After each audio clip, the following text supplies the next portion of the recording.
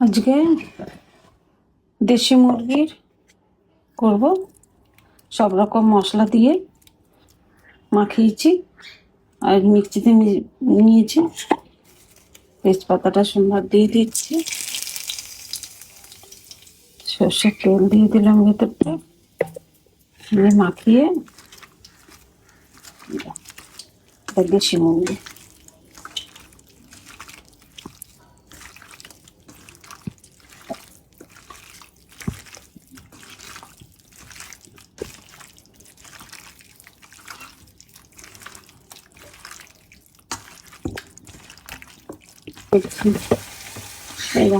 দেশি মুরগি আজকে টক দইটা দিয়েছি। টক দইটা দেওয়ার পরে মাংসটা তখন গলে গেছে। আর আদা পেঁয়াজ রসুন তো এগুলো তো থাকেই, সব মাংসতেই থাকে। আর দেশি মুরগি আজকে করছি, কালারটা দেখো কত সুন্দর করে এসছে।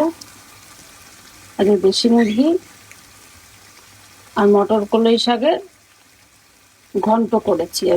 মটর কলাই শাকের ঘন্টটা দেখাবো, আগে চিকেনটা দেখে নাও। দেশি মুরগির চিকেনটা কষা কষাই রাখবো।